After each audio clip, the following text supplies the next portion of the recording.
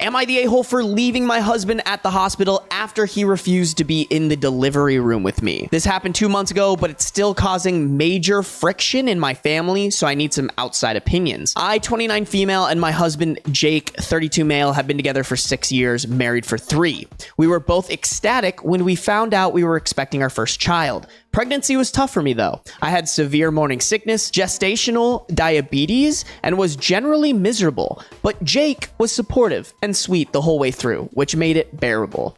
As we got closer to my due date, we discussed birth plans. I was adamant that I wanted Jake in the delivery room. I needed his support and he'd always agreed. However, a few weeks before my due date, Jake started acting strange. He was distant, distracted, and wouldn't engage in any baby-related discussions. I thought he was just anxious about becoming a dad, so I didn't press him too much.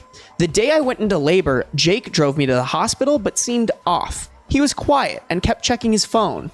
When we got there, he pulled the nurse aside and spoke to her privately. She came back and told me Jake wouldn't be in the delivery room because he was uncomfortable with blood and medical procedures. I was willing to at least present an argument for homeboy if he went up to his wife and was like, hey, I don't want to see this. It makes me uncomfortable because X, Y, and Z. Can we figure it out? But when he's such a coward that he goes up to the nurse and makes the nurse break the news to her while she's already in labor about to have the kid. Coward. I was stunned. He never mentioned this before. I begged him to stay, told him I needed him, but he just kept saying, I can't do this.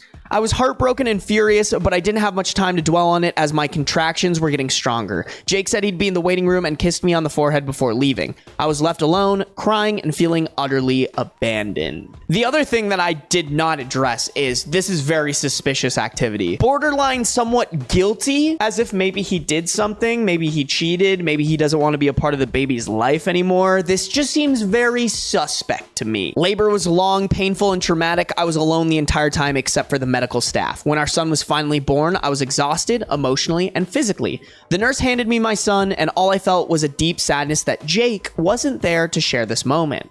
After I was taken to a recovery room, I asked the nurse to get Jake. She came back and said he'd left the hospital hours ago.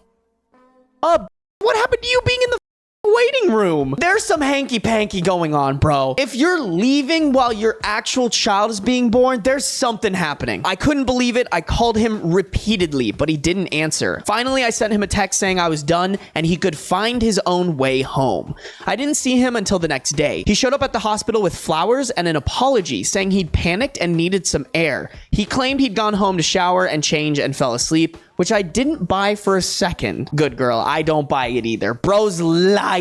Liar, liar, pants for hire. I told him I didn't believe him. I was overwhelmed with anger and hurt, and I told him he had let me down in the worst way possible. He kept apologizing, saying he knew he'd messed up and he'd do anything to make it right. I didn't want him near me or our son at that moment, so I asked him to leave. He tried to protest, but I told him I needed time to process everything.